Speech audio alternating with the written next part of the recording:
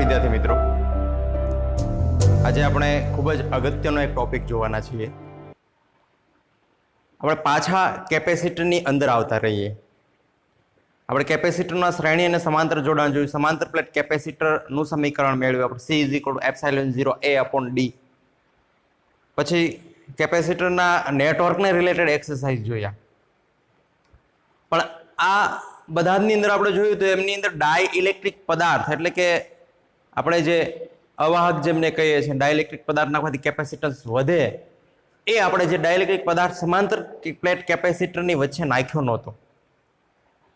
હવે આ બંને સમાંતર પ્લેટ કેપેસિટરની અંદર બંને પ્લેટની વચ્ચે આપણે એક ડાયઇલેક્ટ્રિક પદાર્થ ઉમેરીએ તો એમના કેપેસિટન્સની અંદર શું ફેરફાર થાય એમનું સમીકરણ આપણે મેળવીએ. તો આપણો નેક્સ્ટ ટોપિક છે કેપેસિટન્સ પર ડાયઇલેક્ટ્રિકની અસર. એટલે કે આપણે સૌપ્રથમ જ્યારે કેપેસિટરની બે પ્લેટો વચ્ચે ડાયઇલેક્ટ્રિક પદાર્થ મૂકેલો ન હોય એટલે કે શૂન્યાવકાશ હોય ત્યારનું એમનું કેપેસિટન્સનું સૂત્ર શું મળે એ આપણે મેળવીએ. અને પછી આ બંને પ્લેટોની અંદર ડાયઇલેક્ટ્રિક પદાર્થ મૂકીએ ત્યારે કેપેસિટન્સનું સમીકરણ શું મળે એ આપણે જોઈએ.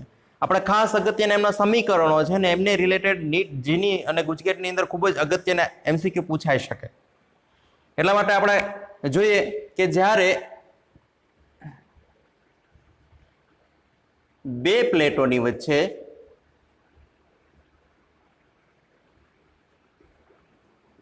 શૂન્યાવકાશ અથવા તો ડાયઇલેક્ટ્રિક મીડિયમ આપણે મૂકેલું નથી ત્યારે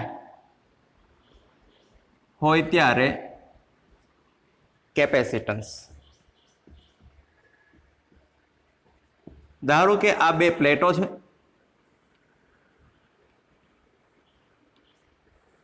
આ પ્લેટને એ ટર્મિનલ સાથે જોઈન્ટ કરેલી છે અને આ પ્લેટને આ પ્લેટને પોઝિટિવ ટર્મિનલ સાથે જોઈન્ટ કરેલી છે અને આ પ્લેટને નેગેટિવ ટર્મિનલ સાથે જોઈન્ટ કરેલી છે અને આ બંને પ્લેટો વચ્ચેનું અંતર d જેટલું છે. હવે એ ટર્મિનલ છે એમને આપણે પોઝિટિવ વીજભાર એના પર પ્રસ્થાપિત થયેલા હશે. પોઝિટિવ વીજભાર છે એમાં, અને એ ટર્મિનલ નામ આપી દઉં, અમને બી ટર્મિનલ નામ આપી દઉં, અને આના પર જે છે બી ટર્મિનલ પર નેગેટિવ વિદ્યુતભારો પ્રસ્થાપિત થયેલા છે. જેટલા સમય પોઝિટિવ છે એટલે નેગેટિવ હશે કે નહીં? આમની વચ્ચે કંઈ આપણે ડાયઇલેક્ટ્રિક મીડિયમ ભરેલું નથી ત્યારની વાત કરીએ છીએ. હવે આપણે ડાયઇલેક્ટ્રિક મીડિયમ ભરેલું ન હોય ત્યારનું કેપેસિટન્સનું સૂત્ર આપણે મેળવવું છે. તો કેપેસિટન્સનું સૂત્ર, કેપેસિટન્સ મેળવવા માટે શું જરૂર પડે? C = Q/V. વિદ્યુતભાર તો છે આપણી પાસે, એટલે કે બંને પ્લેટ પર વિદ્યુતભારો છે, તો આ પ્લેટ આમના પર રહેલા વિદ્યુતભારો કેટલા છે? +or- Q. અને એ બાજુ ટર્મિનલની પ્લેટ છે એના પર રહેલો પૃષ્ઠ, એમની પૃષ્ઠ ઘનતા કઈ હશે ને? તો +σ અને આમની પૃષ્ઠ ઘનતા -σ. એટલે કે પૃષ્ઠ ઘનતા પણ આપણી પાસે છે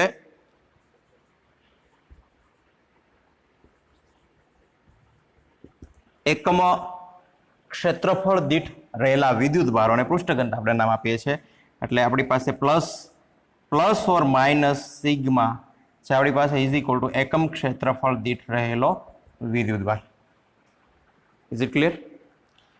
હવે આમની અંદર વિદ્યુત સ્થિતિમાન આપણે મેળવવાનું થશે. V શું થાય? V પાછું Q તો છે આપણી પાસે, V E × D. D બે પ્લેટો વચ્ચેનું અંતર છે આપણી પાસે. E આપણી પાસે જે છે એ આમના લીધે પોઝિટિવ ટુ નેગેટિવ વિદ્યુત ક્ષેત્ર, એને આપણે E0 નામ આપી દઈએ અહીંયા, કારણ કે શૂન્યાવકાશ છે એટલા માટે સફિક્સની અંદર હું 0 લખું છું. તો જો અમારી પાસે વિદ્યુત સ્થિતિમાન મળી જાય V E0 × D, તો E0 ની વિદ્યુત સ્થિતિમાન અંદર પાછું વિદ્યુત ક્ષેત્ર મેળવવું પડશે. તો વિદ્યુત ક્ષેત્ર આપણે મેળવવું પડશે પહેલા, પછી વિદ્યુત સ્થિતિમાનની અંદર કિંમત મૂકીને પછી આપણે V બરાબર આ સમીકરણની અંદર કિંમત મૂકે એટલે કેપેસિટન્સ મળી જાય. બરાબર પડી કે નહીં? તો આપણે વિદ્યુત ક્ષેત્ર બરાબર શું થાય? તેથી ક્યારે કે જ્યારે શૂન્યાવકાશ રહેલું હોય છે બે પ્લેટો વચ્ચે ત્યારે વિદ્યુત ક્ષેત્ર E0 is equal to sigma upon epsilon 0. આ આપણું વિદ્યુત ક્ષેત્ર થયું. હવે આ કિંમત આપણે અહીંયા લઈ લઈએ, આપણે સ્પેસનો યુઝ થઈ જાય, વિદ્યુત સ્થિતિમાનની અંદર મૂકી દઈએ, પરંતુ V is equal to E0 into D હોવાથી શું થશે? V is equal to E0 બરાબર શું મૂકીએ? Sigma upon epsilon 0 into D તો હતા જ તે આપણી પાસે. અમને સમીકરણ 1 નામ આપી દઈએ. હવે જો C is equal to Q by V છે કે નહીં આપણી પાસે? તેથી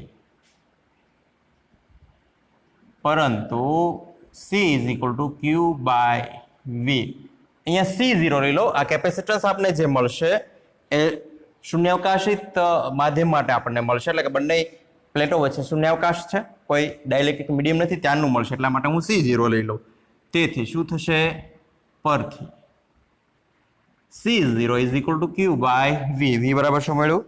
sigma D upon epsilon 0, sigma into D upon epsilon 0.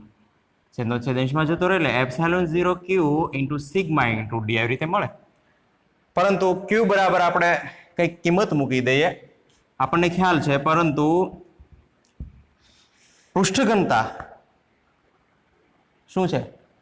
Sigma is equal to Q upon A હોવાથી Q is equal to sigma into A, હે ને? આને સમીકરણ 2 નામ આપી દઈએ.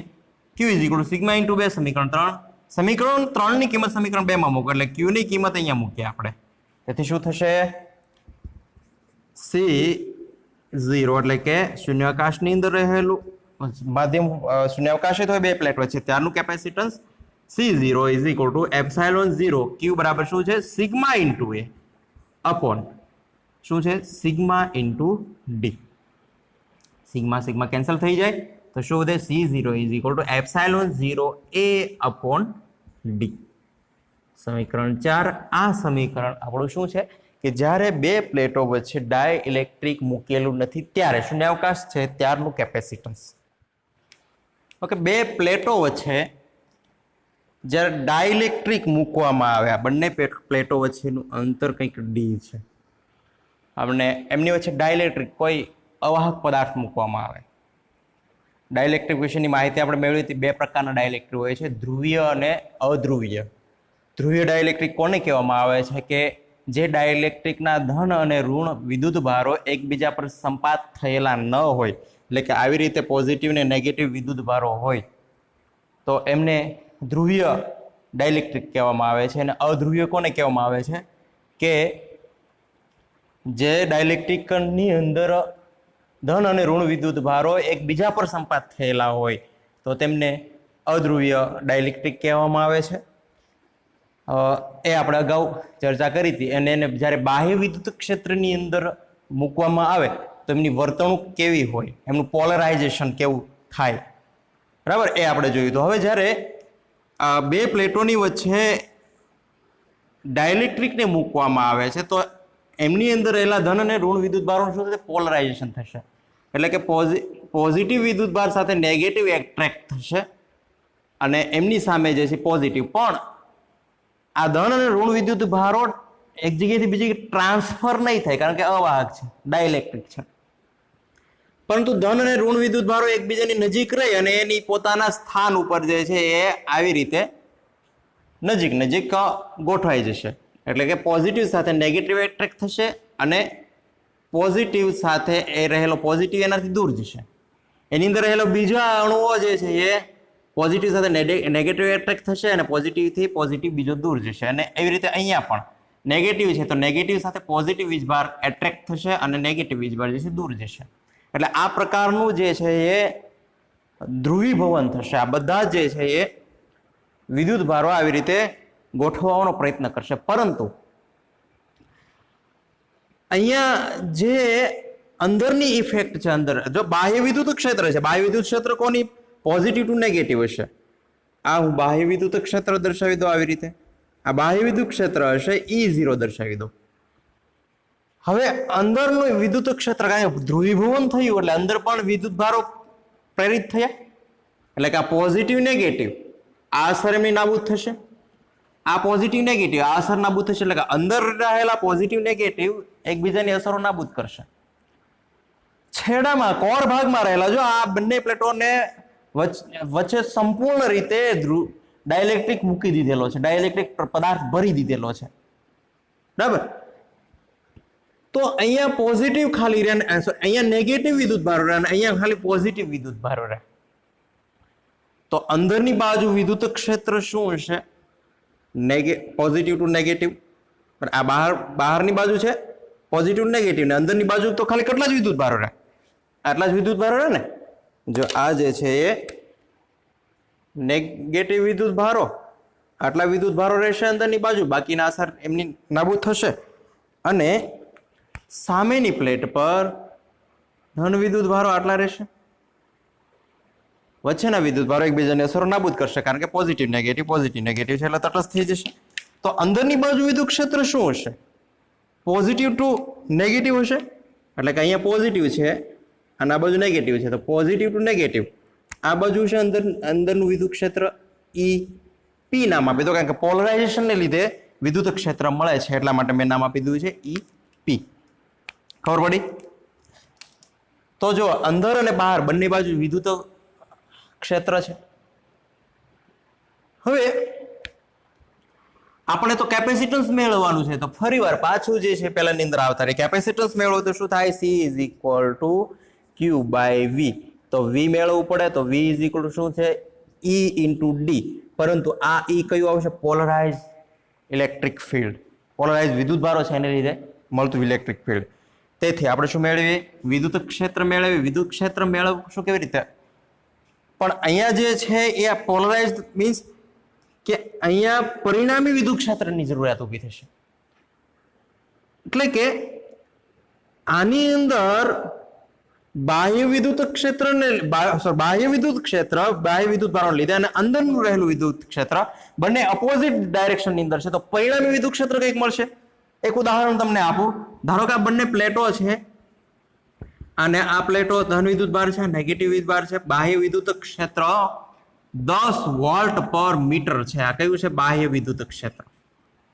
અંદર કંઈક ડાયલેક્ટ્રિક પદાર્થ મૂકી દીધો છે, એમને લીધે આપણને એમનું પોલરાઇઝેશન થયું અને પોલરાઇઝેશનને લીધે અંદરનું ઇલેક્ટ્રિક ફિલ્ડ આપણને મળે છે. Polarize electric field EP is equal to 4 volt પર મીટર. ખબર પડી? તો પરિણામી વિદ્યુત ક્ષેત્ર શું થશે? E is equal to E0 minus EP. એટલે કે E0 શું થયું આપણી પાસે? 10 વોલ્ટ પર મીટર હતું ને માઇનસ આ 4 વોલ્ટ પર મીટર, એટલે શું મળ્યું? 6 વોલ્ટ પર મીટર. તો પરિણામી વિદ્યુત ક્ષેત્ર આપણે શું મળ્યું? 6 વોલ્ટ પર મીટર. તો આમાં પણ આપણને કંઈક પરિણામી વિદ્યુત ક્ષેત્ર મળે E કે નહીં? તો પરિણામી વિદ્યુત ક્ષેત્ર આપણે મેળવવાનું છે. ખબર પડી ને? તો મારે શું કરવું પડે કે બાહ્ય વિદ્યુત ક્ષેત્ર માઇનસ પોલરાઇઝ વિદ્યુત ભારો લીધે વિદ્યુત ક્ષેત્ર, એ બંનેનું હું બાદબાકી કરી દો, તફાવત લઈ લો આમની જેમ, તો મને શું મળશે? પરિણામી વિદ્યુત ક્ષેત્ર. તો મારે પછી એ પરિણામી વિદ્યુત ક્ષેત્ર મળે એમને આમની અંદર કિંમત મૂકી દો અને પછી અહીંયા લઈ લો કેપેસિટન્સ મળે. ઓકે, તો આ મળશે આપણે પોલરાઇઝ કેપેસિટન્સ. હવે મેળવી વિદ્યુત ક્ષેત્ર. તેથી પરિણામી વિદ્યુત ક્ષેત્ર ખાસ સમજો. E ઇઝ ઇક્વલ ટુ પેલું જે મળે છે આપણને કોને લીધે મળે છે? E is equal to E0. શેના લીધે મળે છે? બાહ્ય વિદ્યુત ભારોને લીધે. એટલે કે અહીંયા હું લખી નાખું E0 is equal to sigma upon epsilon 0. Epsilon 0 શું દર્શાવે છે? શૂન્યાવકાશની પરમિટિવિટી.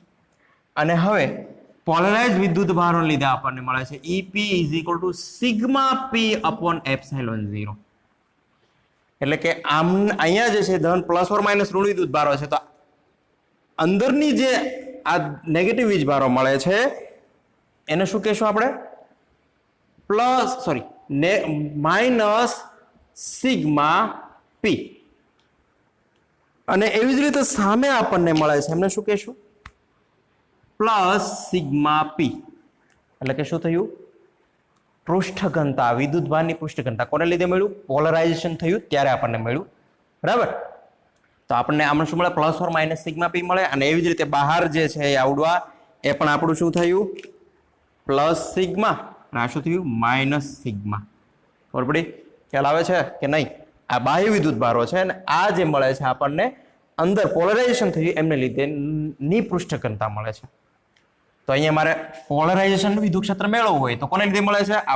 આ પોઝિટિવ નેગેટિવ વિદ્યુતભાર લીધે મળે છે. તો એમની પૃષ્ઠ ઘનતા મેળવવું પડે. પૃષ્ઠ ઘનતા એટલે શું થાય? એકમ ક્ષેત્રફળ દીઠ રહેલા વિદ્યુત ભારો. તો એકમ ક્ષેત્રફળની પ્લેટ છે, મારે રહેલા વિદ્યુત ભારો મૂકી દઈએ એટલે મને શું મળે? પૃષ્ઠ ઘનતા. Is it clear? તો મને આવું કંઈક મળે. તેથી પરિણામી વિદ્યુત ક્ષેત્ર E ઇઝ ઇક્વલ ટુ શું થાય? E0 minus EP. E0 બરાબર sigma upon epsilon 0 minus sigma P upon epsilon 0. તેથી E ઇઝ ઇક્વલ ટુ શું થાય? Sigma minus sigma P upon epsilon 0. ખબર પડી કે નહીં? આ આપણને પરિણામી વિદ્યુત ક્ષેત્ર મળ્યું આપણું. તેથી આમની અંદર રહેલો વિદ્યુત સ્થિતિમાન શું થાય? કારણ કે આપણે તો અહીંયા V ઇઝ ઇક્વલ ટુ મુકાન થશે ને ત્યારે કે જ્યારે આમની અંદર ડાઇલેક્ટ્રિક મૂકવામાં આવે છે ત્યારનું કેપેસિટન્સ શું મળે છે આ આપણે મેળવવાનું છે, બરાબર. તેથી શું કરીએ આપણે? V is equal two E into D પરથી શું થાય? V is equal two E બરાબર તો ઉપર કિંમત છે તે આપણી પાસે સમીકરણ નામ આપી દઈએ અમને.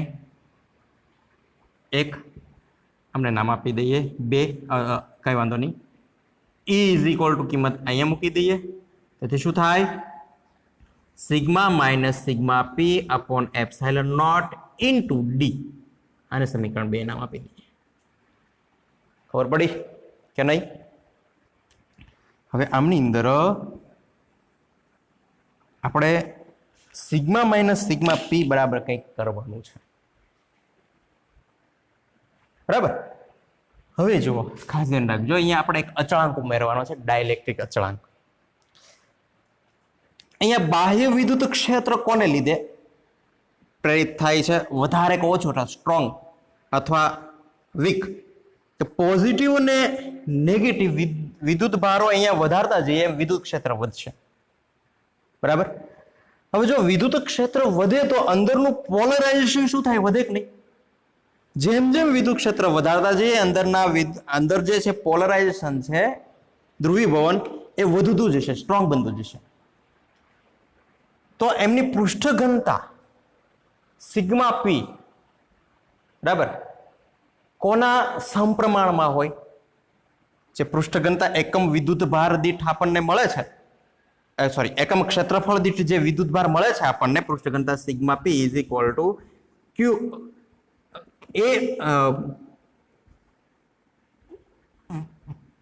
Q upon A.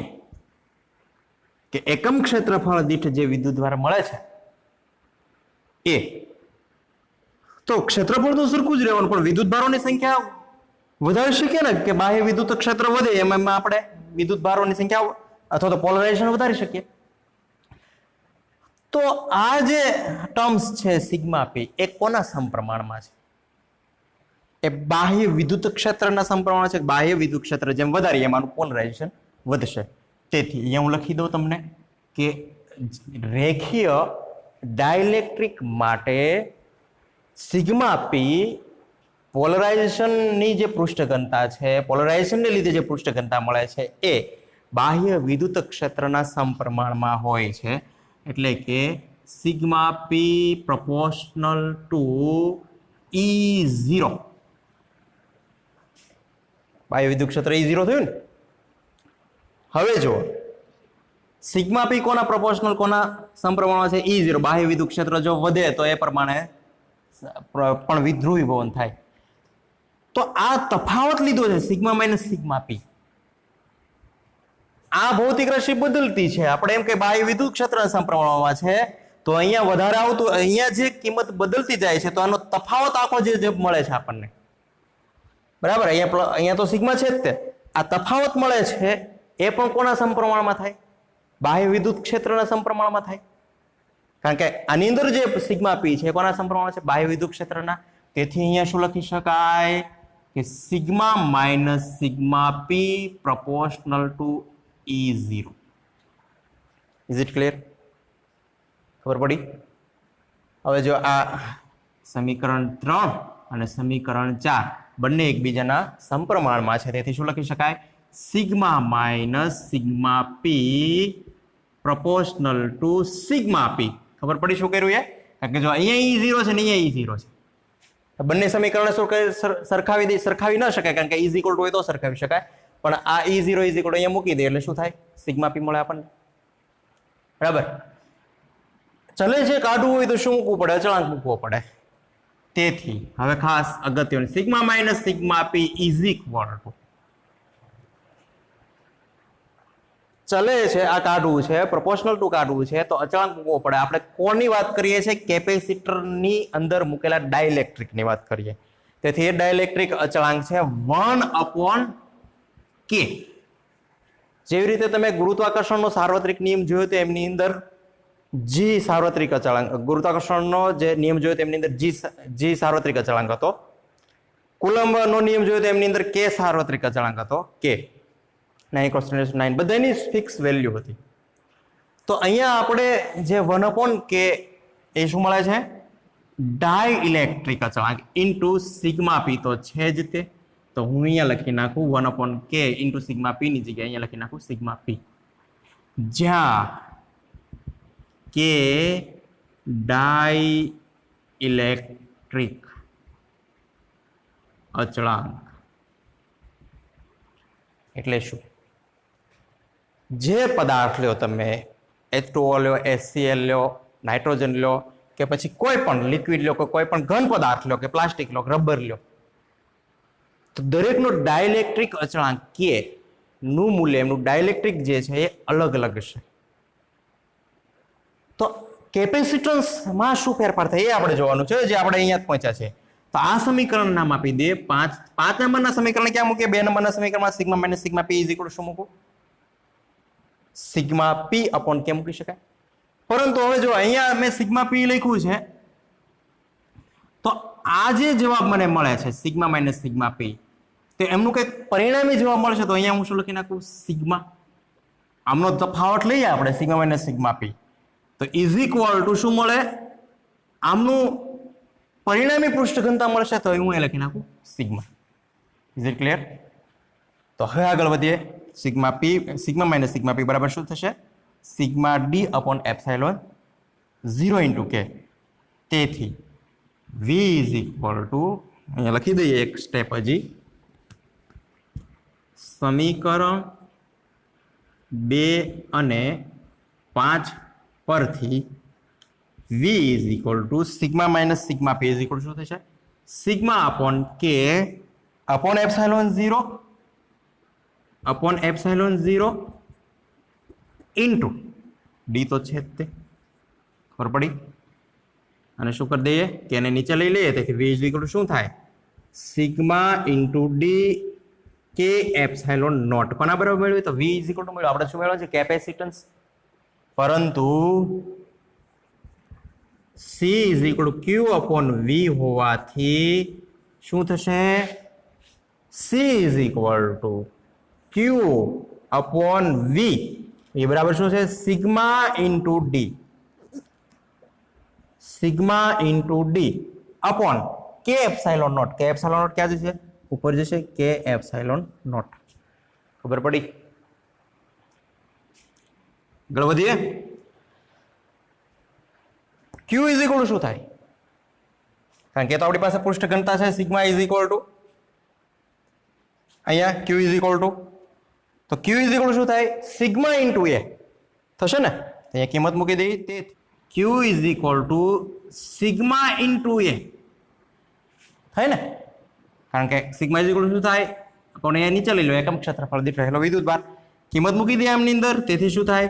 C is equal to sigma into A into K epsilon naught upon sigma into D. ખબર પડી? Is it clear? Sigma sigma cancel. C is equal શું થાય? કે હું બહાર લઈ લઉં અહીંયા A epsilon naught upon D. ખૂબ જ અગત્યનું સમીકરણ આપણને મળ્યું છે. સી ઇઝ ઇક્વલ ટુ કે એ એપ્સિલોન નોટ અપોન ડી. પરંતુ હમણાં આપણે જ રફ કરી નાખ્યું છે. અગાઉ આપણે જોયું હતું કે જ્યારે બે પ્લેટોની વચ્ચે કઈ ડાઇલેક્ટ્રિક ભરવામાં નથી આવતો ત્યારે આપણને કેપેસિટન્સ મળે છે. શું મળતું હતું? C zero is equal to epsilon zero A upon D. બરાબર, મળી ગયું. તો સી લખી શકાય C is equal to K into C zero. K into C zero ખાસ અગત્યનું સમીકરણ. Because reason of C zero is equal to A epsilon not upon D. આનો મિનિંગ શું થાય કે ડાઇલેક્ટ્રિક જ્યારે કેપેસિટર સમાંતર પ્લેટ કેપેસિટરની બે પ્લેટો વચ્ચે ડાઇલેક્ટ્રિક ભરવામાં આવે તો પરિણામી કેપેસિટન્સ, આ પરિણામી કેપેસિટન્સ મળ્યું આપણને, એ શૂન્યાવકાશમાં રહેલા શૂન્યાવકાશિતના કેપેસિટન્સના કે ગણું હોય અથવા ડાઇલેક્ટ્રિક ગણું હોય. ખબર પડી કે નહીં શું કીધું છે એ? કે આ શૂન્યાવકાશિત, દાખલા તરીકે આપણે કેપેસિટર બનાવ્યું છે, બંને વચ્ચે જે છે શું છે? હવા છે. શૂન્યાવકાશી છે, હવા પણ ન કહી શકાય આપણે, કારણ કે એક ડાઇલેક્ટ્રિક મીડિયમ થઈ ગયું. એટલે અહીંયા પોઝિટિવ વીજભાર છે, સામે નેગેટિવ વીજભાર છે. અંદર પોલરાઇઝેશનને લીધે કંઈક આપણને વિદ્યુત ક્ષેત્ર મળ્યું છે. પરંતુ જ્યારે શૂન્યાવકાશી છે ત્યારે, અત્યારે આપણે શું ડાઇલેક્ટ્રિક ભર્યું નથી, ત્યારે આમનું કેપેસિટન્સ 2 માઇક્રોફેરાડે છે. કેટલું? શૂન્યાવકાશિત બંને પ્લેટો વચ્ચે કોઈ જ ડાઇલેક્ટ્રિક નથી ત્યારે 2 માઇક્રોફેરાડે છે. હવે એમની અંદર ડાઇલેક્ટ્રિક મૂકી દઈએ આપણે, ડાઇલેક્ટ્રિક તરીકે દાખલા તરીકે આપણે કોઈ વાયુ મૂકી દઈએ, HCl, આપણે વાયુ નહીં પણ HCl મૂકી દઈએ. હાલો, હાઇડ્રોક્લોરિક એસિડ મૂકી દઈએ, અંદર ભરી દઈએ, અને ધારો કે HCl નું આપણને ડાઇલેક્ટ્રિક અચળાંક કે, HCl નો કે હું ધારી લઉં કે 2 છે. શું? 2. તો જો જ્યારે શૂન્યાવકાશ હતું ત્યારે ઓછું છે ને, હવે 2 મૂકી દઈએ. અહીંયા C0 કેટલું મળ્યું આપણી પાસે? C is equal two 2 cross 2 એટલે શું થાય? 4 માઇક્રોફેરાડે. તો પેલા શૂન્યાવકાશ હતું જ્યારે ડાઇલેક્ટ્રિક ભરેલું નહોતું ત્યારે કેપેસિટન્સ 2 માઇક્રોફેરાડ, પછી ડાઇલેક્ટ્રિક નાખી દીધું ત્યારે કેપેસિટન્સ વધ્યું. તો આનો મિનિંગ એ થયો કે ભાઈ આપણે જ્યારે બે પ્લેટોની વચ્ચે જ્યારે સમાંતર પ્લેટ કેપેસિટર વચ્ચે જ્યારે ડાઇલેક્ટ્રિક ભરવામાં આવે તો કેપેસિટરનું કેપેસિટન્સ વધશે. કેટલું વધશે? કે એની અંદર જે ડાઇલેક્ટ્રિક પદાર્થ ભરેલો છે એના ડાઇલેક્ટ્રિક અચળાંક જેટલું. તો જ્યારે કેપેસિટર તોડશો ત્યારે એમની અંદર પ્લાસ્ટિકના જે પ્લાસ્ટિક નીકળે છે, રોલર, તો એ શું છે? ડાઇલેક્ટ્રિક છે. તો એ જે પ્લાસ્ટિક જે ભરેલું છે એમના ડાઇલેક્ટ્રિક ઘણું કેપેસિટન્સ હશે. Is it clear? આ આપણું હવે સંપૂર્ણ કેપેસિટર બની ગયું. બરાબર, પહેલા આપણે ખાલી સમાંતર પ્લેટ કેપેસિટર જ જોયું હતું જ્યારે કોઈ ડાઇલેક્ટ્રિક ભર્યું નહોતું. હવે આપણું સંપૂર્ણ કેપેસિટર બની ગયું. શૂન્યાવકાશની પરમિટિવિટી સાથે અને વિદ્યુત ક્ષેત્ર સાથે શું સંબંધ છે આપણે જોઈએ અત્યારે. હવે આપણે શૂન્યાવકાશની પરમિટિવિટી, વિદ્યુત ક્ષેત્રની તીવ્રતા અને કેપેસિટર, શૂન્યાવકાશમાં રહેલું કેપેસિટન્સ અને જે ડાઇલેક્ટ્રિક મીડિયમ મૂકી અને મળેલું કેપેસિટન્સ અને ડાઇલેક્ટ્રિક વચ્ચેનો સંબંધ શું છે એમ જોઈએ આપણે. હવે અહીંયા k into epsilon 0, k into epsilon 0 ને શું કહેવામાં આવે છે? માધ્યમની પરમિટિવિટી. બે પ્લેટ કેપેસિટર, સમાંતર પ્લેટ કેપેસિટરની વચ્ચે જે પદાર્થ મૂકેલો છે એ માધ્યમની પરમિટિવિટી, કારણ કે એનો ડાઇલેક્ટ્રિક અચળાંક પણ એની સાથે આવવો જોઈએ ને પદાર્થનો, તો એને એમ લખી શકાય E is equal to K into epsilon 0. માધ્યમની પરમિટિવિટીને એપ્સાઇલોન વડે દર્શાવવામાં આવે છે. તેથી ડાઇલેક્ટ્રિક અચળાંકના સૂત્ર કરતા કરો તો શું થાય? K is equal to epsilon upon epsilon not થાય. એક આ સંબંધ મળ્યો આપણને. પછી બીજો સંબંધ આપણે અહીંયા જોયેલો છે, C is equal two K into C0. તેથી K ઇઝ ઇક્વલ ટુ સૂત્ર કરતા કરો શું થાય? K is equal to C/C0 અને એવી જ રીતે વિદ્યુત ક્ષેત્ર માટેનો મળે છે K is equal to E0/E. બરાબર, અહીંયા પાછું દરેકનું C0 નીચે આવ્યું છે, શૂન્યાવકાશમાં રહેલું કેપેસિટન્સ, શૂન્યાવકાશની પરમિટિવિટી, એની જેમ અહીંયા શૂન્યાવકાશ માટે વિદ્યુત ક્ષેત્ર નહીં આવે, એનાથી ઉલટું થશે. તો આ બધા જ એક સાથે આમ લખી શકાય. તેથી K is equal to ε/ε0 is equal to C/C0 is equal to E0/E. આ ખૂબ જ અગત્યના સમીકરણ આપણને મળ્યા છે. તો ડાઇલેક્ટ્રિક અચળાંકની વ્યાખ્યા આપણે આપવી હોય તો શું આપી શકાય? ત્રણ રીતે આપી શકાય. જો શું આપી શકાય કે ડાઇલેક્ટ્રિકની વ્યાખ્યા પહેલી આપણે ε/ε0 ની આપીએ કે સમાંતર પ્લેટ કેપેસિટર ની વચ્ચે રહેલા ડાઇલેક્ટ્રિક ની પરમિટિવિટી અને શૂન્યાવકાશ ના કેપેસિટરના પરમિટિવિટી ના ગુણોત્તરને ડાઇલેક્ટ્રિક અચળાંક કહેવામાં આવે છે. બીજી જોઈએ, ડાઇલેક્ટ્રિક કેપેસિટરના કેપેસિટન્સ અને શૂન્યાવકાશના કેપેસિટન્સ ના ગુણોત્તરને કહેવામાં આવે છે, બંનેનો ગુણોત્તર લ્યો તો કહેવામાં આવે છે ડાઇલેક્ટ્રિક અચળાંક. અને બીજું લાસ્ટ વન, શૂન્યાવકાશ માં વિદ્યુત ક્ષેત્રની તીવ્રતા અને ડાઇલેક્ટ્રિક કેપેસિટરના માં રહેલા વિદ્યુત ક્ષેત્રની તીવ્રતાના ગુણોત્તર કે જ્યારે આપણે એમની અંદર ડાઇલેક્ટ્રિક ભરી દઈએ ત્યારે વિદ્યુત ક્ષેત્ર મળે છે, બંનેના ગુણોત્તરને કહેવામાં આવે છે ડાઇલેક્ટ્રિક અચળાંક. તો ત્રણ વ્યાખ્યાઓ આપણને જે છે એ અહીંયા મળી છે. તો આ આપણું થયું કેપેસિટર પર ડાઇલેક્ટ્રિકની અસર. તો જો ખાલી તમે કેપેસિટર લ્યો અને શૂન્યાવકાશિત્વ પરમિટિવિટીના સંદર્ભમાં તમને પૂછેલું હોય તો આ સૂત્ર લઈ શકાય. પછી સીધું જો આ સમીકરણ પણ યુઝ કરી શકાય, ઘણી વખત આ પણ યુઝ કરી શકાય અને એપ્સાઇલોન અને વિદ્યુત ક્ષેત્રવાળો પણ યુઝ કરી શકાય. બરાબર, તો આવા આપણને જે છે એ સૂત્ર MCQ ની અંદર GNET ની અંદર ખૂબ જ અગત્યના છે. તો આ સૂત્રને અનુસાર એક્સરસાઇઝ આપણે નેક્સ્ટ લેક્ચરની અંદર આપણે બધી એક્સરસાઇઝ જોઈશું કે ડાઇલેક્ટ્રિક મૂકવામાં આવે છે ત્યારે પરિણામી કેપેસિટન્સ શું મળે. આજનો લેક્ચર અહીંયા રાખીએ. Okay, best reading. Have a good day. Thank you.